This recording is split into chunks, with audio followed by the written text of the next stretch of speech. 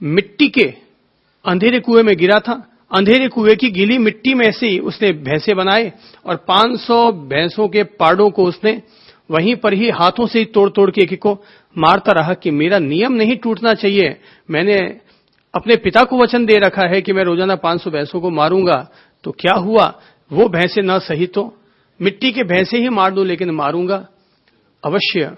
तब कहते हैं श्रेणिक वहां जाता है, देखता है मिट्टी के छोटे छोटे खिलौने जैसे भैंसे या पाड़े वहां पड़े हैं, उनकी गर्दनें टूटी हुई हैं। तब राजा श्रेणिक को ये बात समझ में आ जाती है कि आदमी के मन की प्रवृत्तियां ही प्रधान प्रवृत्तियां कही जाएंगी।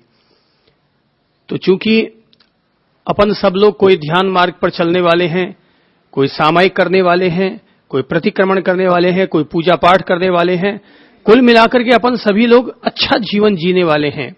लेकिन अच्छा जीवन जीने के बावजूद अपने मन में कभी व्याधि के कारण पीड़ा हो सकती है, कभी अनिष्ट की प्राप्ति हो गई या इष्ट का वियोग हो गया, इसके कारण हमारे दिमाग में उथल पुथल चल सकती है, या कभी भोग से जुड़ी हुई कोई प्रवृत्ति उठ गई और उसके कारण हमारे मन में उधेड़ बुन चल सकती है।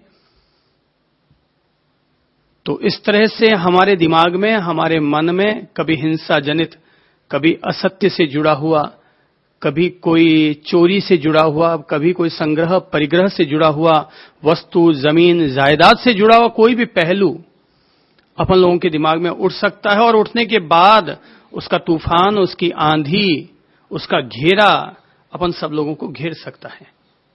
इसीलिए आर्त ध्यान और रौद्र ध्यान की पहले चर्चा की गई, क्योंकि आज हम जिस ध्यान की चर्चा करेंगे वो ध्यान है धर्म ध्यान। उस धर्म ध्यान के पवित्र पथ पर चलने वाले व्यक्ति को आर्त ध्यान और रौद्र ध्यान आकर कभी घेर सकता है, तो ये घेरे हमें न घेरे, हम इनके चंगुल में कहीं न फंस जाएं। इसलिए भगवान ने पहले इन दो अशुभ ध्यानों की हमारे सामने चर्चा कर दी, और ज्ञानी जन जब हमें बता रहे हैं कि इन दो अशुभ ध्यानों से बचना चाहिए, तो हम इनसे बचें और फिर हम लोग धर्म ध्यान के पवित्र पथ को समझें। ध्यान सूत्र का आज का मंगल सूत्र है, जिसके भाव ये हैं: शुभ ध्यान साधक को भावना, देश, काल तथा आसन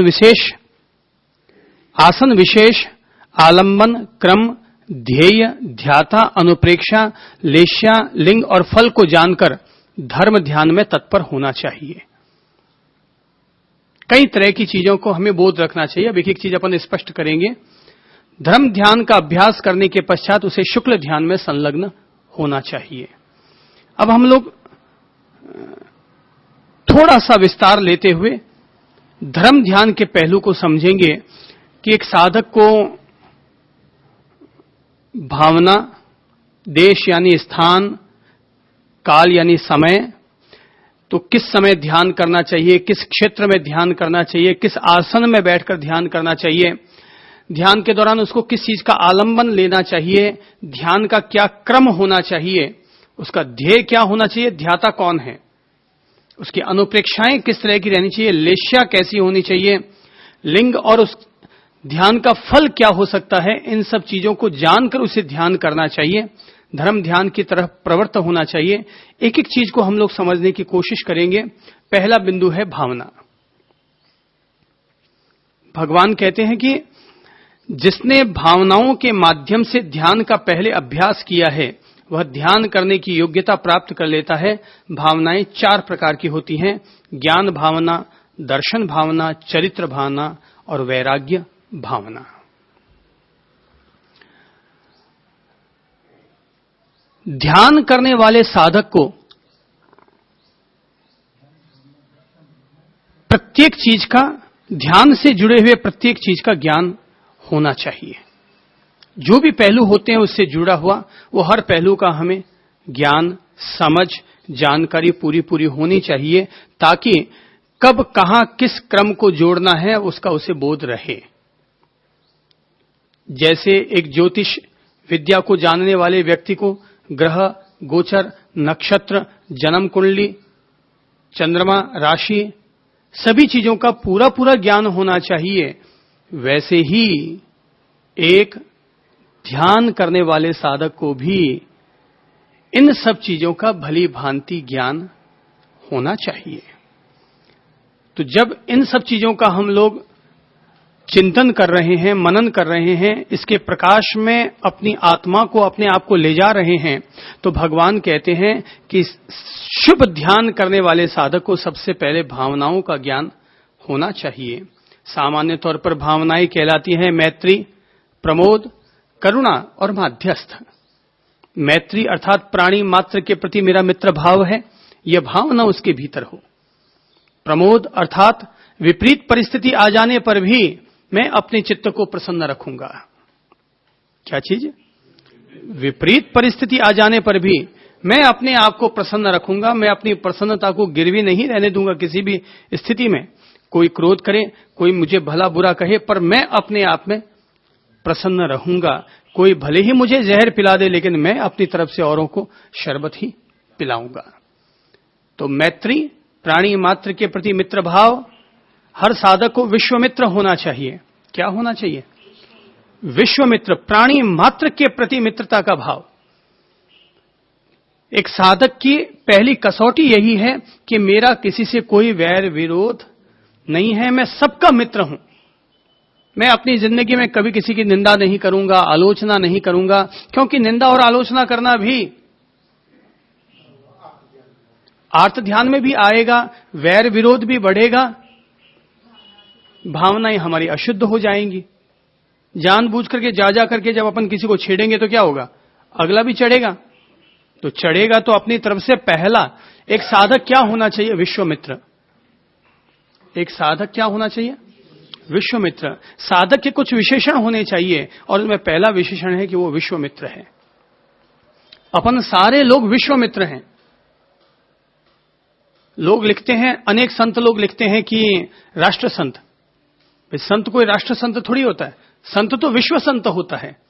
वो कोई एक राष्ट्र का भला करने के लिए अपने कदम थोड़ी बढ़ा रहा है, अपनी ज्ञानमयी वाणी का उपयोग थोड़ी कर रहा है केवल एक राष्ट्र का भला करने के लिए।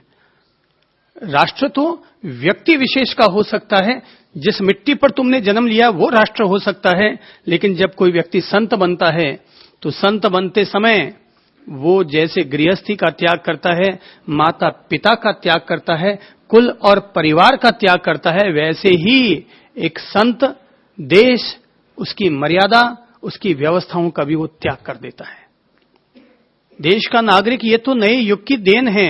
बाकी पहले तो व्यक्ति किसी एक देश का नागरिक नहीं होता था। भारत का व्यक्ति अरब जाता था, अरब का व्यक्ति भारत आता था, व्यापार करने के लिए आते थे, लोग आराम से रहते थे, राजा की आज्ञा ले लेते और रहने लग जाते थे पहले तो। अब थोड़ी व्यवस्थाएं बदल गई हैं, इसलिए नागरिकता होनी जरूरी है या वीजा, पासपोर्ट होना जरूरी है। ये सब व्यवस्थाएं, नए नियम लागू हुए हैं। खैर जो भी हो, संत तो विश्व संत होता है, वो सारे प्राणी मात्र के कल्याण के लिए प्रयत्नशील होता है। तो इसलिए पहला क्या है? पहला भाव क्या, पहली भावना क्या है? मित्रता। मैं विश्व मित्र हूं। हर साधक को शांति दूत होना चाहिए, हर संत को शांति दूत होना चाहिए, क्योंकि वो प्रबुद्ध और उपशांत होकर प्राणी मात्र को शांति का पैगाम देता है, प्राणी मात्र के लिए शांति का व्यवस्थापन समर्पित करता है, प्राणी मात्र के लिए शांति का संदेश देता है कि विश्व में शांति हो, विश्व भ्रातृत्व, विश्व प्रेम, विश्व शांति, विश्व मित्रता, यही सब तो संत की देन है। और यही सब तो एक संत अपने सारे शिष्यों को बनाना चाहता है।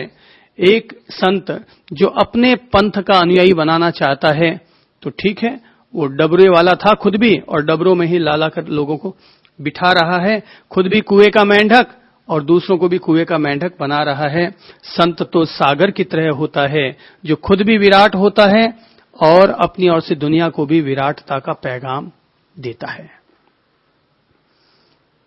तो मैत्री, प्रमोद, विपरीत परिस्थिति आने पर भी मैं प्रसन्न रहूंगा। विपरीत परिस्थिति आने पर मैं विचलित नहीं होऊंगा, क्योंकि परिस्थितियां सदा एक सी नहीं रहती। प्रकृति का धर्म क्या है? परिवर्तनशीलता। यहां सब कुछ बदलता है। आज अनुकूल है, कल वहीं पर ही प्रतिकूल भी हो जाएगा। तो ये प्रकृति की व्यवस्था है कि यहां पर एक जैसी परिस्थिति नहीं रहती। जब तय है कि एक जैसी परिस्थिति नहीं रहती, तो संत तो हमेशा प्रसन्न ही रहने वाला होता है। कहते हैं एक संत के पास एक व्यक्ति पहुंचा और जाकर कहने लगा, ए महाराज, हुक्का वुक्का कुछ है पीने के लिए, चीलम विलम कुछ है? संत ने कहा, नहीं भाई, हम लोग चीलम विलम नहीं पीते। और उसने गालियां ठोकनी शुरू कर दी, है साला काहे का संत है, सिद्ध बना हुआ घूमता है, चीलम भी नहीं रखता, काहे का संत है। और अनर्गल बोलने लगा, गाली गलौज करने लगा। संत अपने शांत रहा। थोड़ी देर के बाद जब युवक थोड़ा ठंडा पड़ गया तो एक कोने में जाकर बैठ गया, और जैसे ही जाकर बैठा, संत अपनी कुटिया में गया और एक प्याला शरबत उसके लिए बनाकर लाया और कहा, लो भाई, थोड़ा शरबत पी लो, तुम्हारा दिमाग ठंडा हो जाएगा। थोड़ा सा शरबत पी लो, तुम्हारा दिमाग ठंडा हो जाएगा। जो विपरीत परिस्थिति आ जाने पर भी शांति दूत बना हुआ रहता है, उसी का नाम संत है। जो विपरीत परिस्थिति आ जाने पर भी शांति दूत बना हुआ रहता है, वही व्यक्ति संत है। संत के लिए संत से बड़ा विशेषण और कोई होता ही नहीं है। लोग गैले हैं, जो कोई तो आचार्य बनने की होड़ में लगे हैं, कोई उपाध्याय बनने की होड़ में लगे हैं, और पता नहीं गणि और उपन्यास, पता नहीं कौन कौन से पद पर लगे हुए हैं। संत से बढ़कर कोई पद होता ही नहीं है। संत में 1000 अर्थ समाये हैं, लेकिन आचार्य में, उपाध्याय में, गणि या उपन्यास में 2, 10, 20 अर्थ ही समाये होंगे। पर संत में तो सारे विश्व की सभ्यता समाई हुई है, सारे विश्व की संस्कृतियां समाविष्ट है। संसार का सबसे पवित्र शब्द है और वो है संत। जब मदर टेरेसा को पूरे विश्व के लोगों ने सेंट बनाने की कोशिश की, संत बनाने की कोशिश की, तो उनके मुख्य पादरियों ने एक बार आपत्ति उठा दी थी कि मदर टेरेसा को संत नहीं कहा जा सकता। मदर कहना सरल है, मदर कह सकते हो, लेकिन संत नहीं कह सकते। और जब कहते हैं कि आखिर में जब ये निर्णय हो गया और मदर टेरेसा को संत की उपाधि दी गई, तो पूरे विश्व में मदर टेरेसा के अनुयायियों ने जो जश्न मनाया कि अब हमारी मदर टेरेसा संत बन गई है। यानी कि अपन समझ सकते हैं कि संत शब्द कितना महिमापूर्ण है। अगर अपन में से कोई भी व्यक्ति संत है, तो उस संत शब्द पर उसे गौरव करना चाहिए कि ईश्वर की महती कृपा, उसने मुझे संत बनाया, सन्यास का जीवन दिया। मैत्री, प्रमोद, करुणा, प्राणी मात्र के प्रति दया, प्राणी मात्र के प्रति मुक्ति की भावना, महाकरुणाशील होना चाहिए व्यक्ति को। हमसे किसी जीव की हत्या न हो, हिंसा न हो, केवल इतना ही नहीं, वरन हमसे हर जीव को मदद मिले। अगर हमारे कारण किसी को भी जीवन मिल सकता है, जीवन मिले। हर व्यक्ति को इतना महाकरुणाशील हो जाना चाहिए कि मेरी वजह से अगर किसी को कोई भी मदद मिल सकती है तो मिल जाए।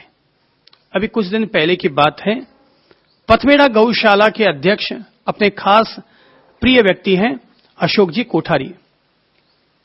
तो हमारे पास बैठे थे और कह रहे थे कि राजस्थान की सारी गौशालाओं को घास भिजवाने की व्यवस्था करवा रहा हूं। तो लोगों ने उनसे पूछा कि इतनी घास की व्यवस्था हो जाएगी? उसने कहा वापस जवाब में, उस अशोक जी कोठारी ने, कि जब तक मेरे पास खाने के लिए रोटी है, तब तक गाय के लिए घास की व्यवस्था हो जाएगी, और अगर मेरे पास ही रोटी नहीं होगी खाने की, तो इसका मतलब मेरे पास अब गायों को भी